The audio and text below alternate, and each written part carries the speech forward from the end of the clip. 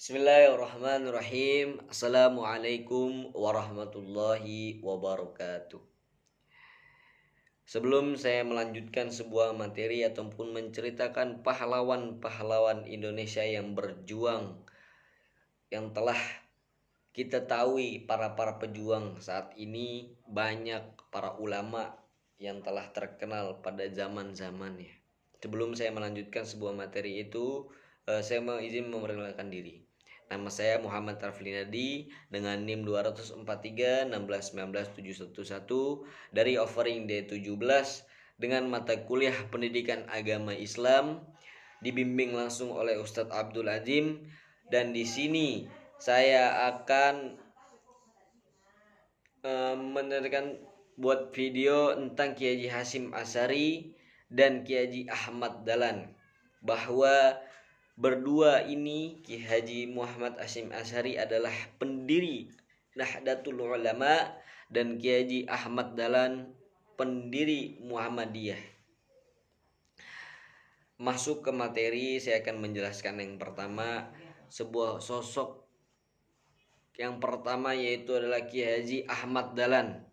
Kiai Haji Ahmad Dahlan memiliki nama asli yaitu Muhammad Darwis, lahir di Jogja pada tanggal 1 Agustus 1868. Kiai Haji Ahmad Dahlan adalah anak keempat dari 7 bersaudara yang keluarga dari Abu Bakar, ayahnya, seorang tokoh agama terkemuka di Masjid Bersal Kesultanan Yogyakarta di era Hindia Belanda. Ditelusuri lebih jauh selisih Kiai Haji Ahmad Dahlan sampai salah satu wali songo yaitu Maulana Malik Ibrahim, yang juga terhubung silsilahnya kepada baginda Nabi Muhammad sallallahu alaihi wasallam. Allahumma sholli ala sayyidina Muhammad. Kisah yang menarik bahwa Kiai Haji Ahmad Dahlan sudah memperjuangkan Muhammadiyah sampai saat ini sudah terkenal di berbagai penjuru Indonesia. Dan penjuru luar negeri pun juga sudah mengenal, yaitu seperti yang telah menjajah Indonesia. Saya lanjut dalam pendidikan di pesantren. Pada usia 15 tahun ia berangkat haji dan menetap di kota Mekah selama 5 tahun. Selama di Mekah, Kiai Haji Ahmad Dahlan memperdalam ilmu agama dan juga berinteraksi dengan Muhammad Abduh Al-Ghaffani Ar-Rasyid Ar-Ridho dan Ibnu Taimiyah yang memiliki pemikiran pembaruan dalam Islam. Nah, di sini beliau belajar di Makkah Al-Mukarramah 5 tahun untuk membina atau pembaruan dalam agama pemikiran Islam. Pada usia 20 tahun, pada tahun 1888 ia kembali pulang ke kampung halaman dan mengubah namanya yang pertamanya menjadi Muhammad Darwis dan menjadi sampai sekarang yang terkenal itu adalah Kiai Haji Ahmad Dahlan. Nama itu diberi langsung oleh syekh dari perguruan syariat Asy-Syafi'i yang bernama Syahid Bakari Syahata. Di Mekah, Kiai Haji Ahmad Dahlan berhubungan juga dengan jamaah haji dari Jawa Barat, Minangkabau, Aceh, Sulawesi, dan daerah lainnya memiliki kepercayaan kuat terhadap Islam. Jadi semua dari khususnya Indonesia, bahwa begitu besar nama beliau sampai sekarang masih diingat, masih terkenang jasa-jasa beliau. Kemudian pada tahun 1912 Kiai Haji Ahmad Dahlan mendirikan Muhammadiyah di kampung halamannya, yaitu Kauman di Yogyakarta. Pada tahun 1921 Muhammadiyah diberi izin oleh pemerintah Hindia Belanda untuk mendirikan cabang di daerah-daerah lainnya.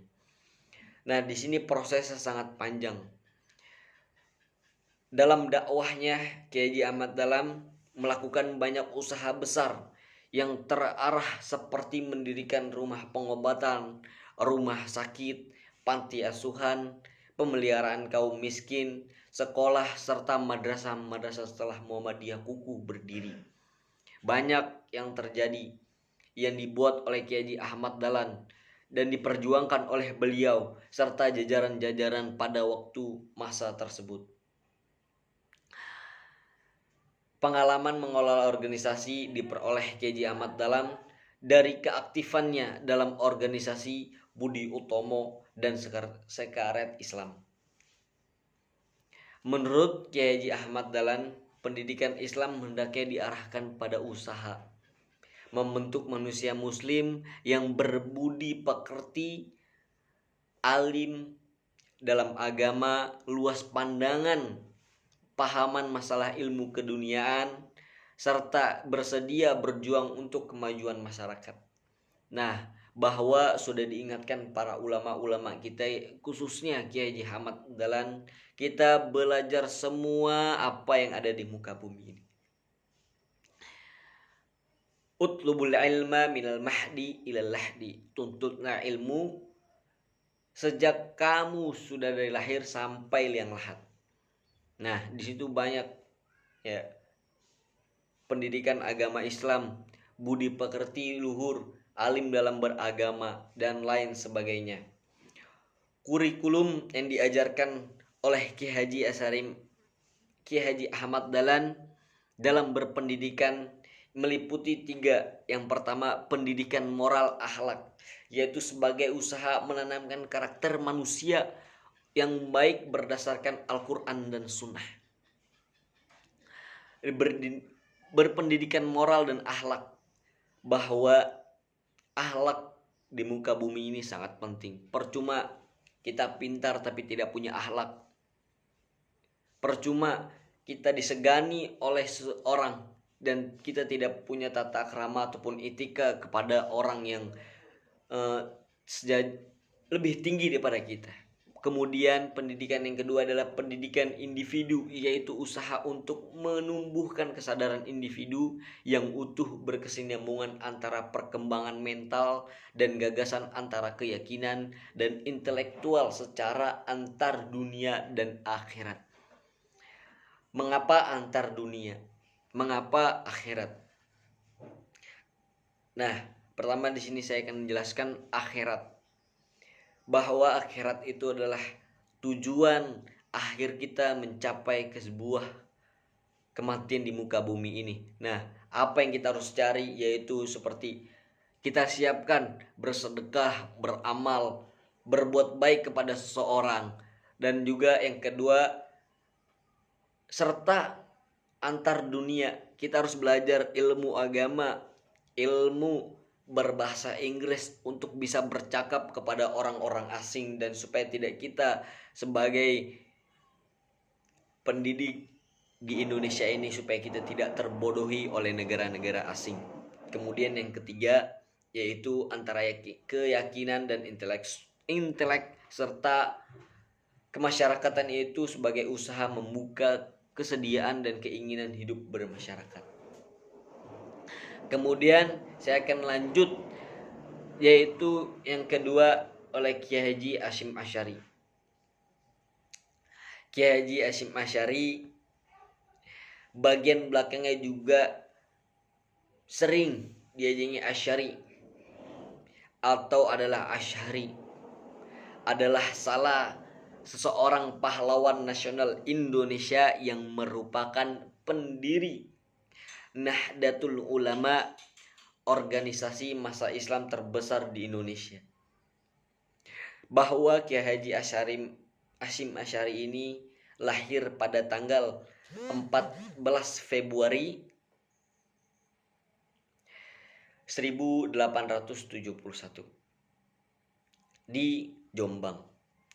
Bahwa kita tahu Kiai Haji Hasyim Asy'ari ini adalah mencetuskan resolusi jihad yang sampai sekarang sudah terkenal. Bahwa kenapa di masa Indonesia merdeka Belanda membonceng Nietzsche bermaksud untuk mengembalikan penduduk Indonesia, untuk menyelamatkan kemerdekaan Indonesia. Kiai Haji Hasyim Asy'ari bersama para ulama mengeluarkan resolusi jihad ini untuk melawan pasukan Belanda dan sekutu. Sampai sekarang diperingatkan bahwa perjuangan Kiai Haji Hasyim Asy'ari ini pada setiap tanggal 22 Oktober perayaan memperingati deklarasi resolusi jihad yang ditegaskan oleh tokoh Nahdlatul Ulama Kiai Haji Hasyim Asy'ari pada tahun 1945 sebagai perlawanan untuk mempertahankan kemerdekaan Indonesia, atau disebut juga sebagai Hari Santri, bahwa memperingati Hari Santri ditunjukkan guna memperingatkan masyarakat untuk memperjuangkan santri di resolusi kemerdekaan setelah resolusi jihad Kiai Haji Hasyim Asy'ari tersebut. Kemudian Kiai Haji Hasyim Asy'ari juga mendirikan Nahdlatul Ulama. Kebangkitan ulama sejarah didirikan 16 Rajab 1344 Hijriah atau perdepatan pada tanggal 31 Januari 1926 Masehi. Kemudian Kiai Haji Asy'ari mendirikan pesantren yang sampai sekarang sudah didirikan terkenal, yaitu namanya Tebu Ireng. Awalnya berjumlah 28. Saya pernah menonton bahwa Kiai Haji Hasyim Asy'ari ini dalam sebuah film sangat mantap untuk agamanya. Ketika saya salut ketika beliau menegaskan orang-orang santrinya, ketika dia tidak sholat di masjid, dia menghukum santrinya untuk membajak sawah ataupun membantu para petani untuk bisa makan untuk para santrinya. Bahkan Kiai Haji Hasyim Asy'ari ini turut berkecimpung langsung untuk membantu para petani yang ada di sawah tersebut. Bahwa Kiai Haji Hasyim Asy'ari ini memperdalam ilmu agamanya di pondok pesantren juga, yaitu memperdalam ilmu agama yang dipelajari terutama hadis dan Al-Quran. Kemudian beliau belajar dari pesantren ini, yaitu pertama di Surabaya dan di pesantren Jombang. Kemudian bahwa dapat kita simpulkan bahwa dua orang yang berpengaruh dalam pahlawan para ulama Indonesia. Di sini bahwa kita sudah punya panutan ataupun sudah punya inspirasi bahwa pahlawan Indonesia ini sangat asyik, yaitu seperti Kiai Haji Hasyim Asy'ari dan Kiai Haji Ahmad Dahlan. Banyak yang perlu kita dapat ambil hikmah yang kita telah pelajari dalam dua tokoh tersebut ini. Jika ada salah dalam perkataan tutur kata saya mohon maaf. Wabillahi taufiq wal hidayah. Wassalamualaikum warahmatullahi wabarakatuh.